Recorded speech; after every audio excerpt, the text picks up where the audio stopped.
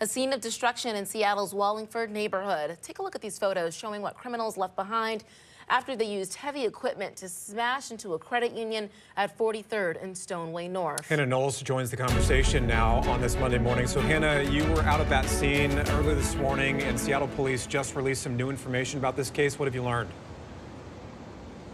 Good morning. Well, as of now, no arrests have been made in this terrible smash and grab. Just the destruction that we witnessed in Wallingford this morning was just amazing, honestly. And we saw something that I had never seen before. So to give you a little backstory, the thieves, they actually used a stolen forklift from a construction site that was just a couple streets down from this BECU bank branch in Wallingford on Stoneway North. From there, they used the stolen forklift to actually ram through the front doors of this bank branch. They were able to steal 2 ATMs, but one of those ATMs actually fell off the forklift as they were trying to get it loaded into another car.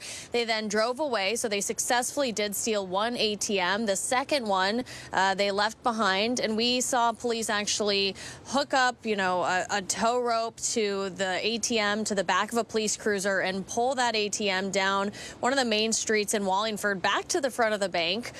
We know that, again, that forklift was stolen from a construction site. They're building some condos over there. The 911 call came in around 3 o'clock this morning with a caller saying we are seeing someone smashing into the front of a bank. So we've seen this trend happening a lot here in Seattle. Usually it happens at pot shops or other kind of businesses. Also other banks. We have seen other banks broken into as well. But to use a stolen forklift was something I haven't seen in a while. Yeah. Shocking video for sure. Hannah, you mentioned an ATM was stolen from the credit union, and we know that police, they were trying to put one back into the bank there, but did police find anything else or the other one involved?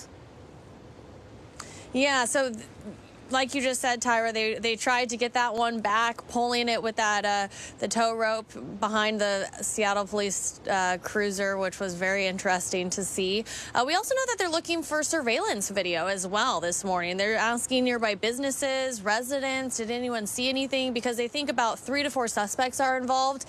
When police arrived, they saw the suspects driving away, so they weren't able to get a description of anybody possibly involved. So they were going from business to business, asking people for video to try and see who exactly stole this forklift, and then if they were able to get any faces or any descriptive information out to the public to try and help find who's behind this, because they did make it away with 1 ATM. And then one of the big questions, and you've alluded to this morning, Hannah, is we know that construction site across the street from this building, and we don't know if those suspects got the equipment that was used to steal these things from that specific site. That's one of the big questions that we're trying to answer, and so far you haven't gotten any answers on that yet either?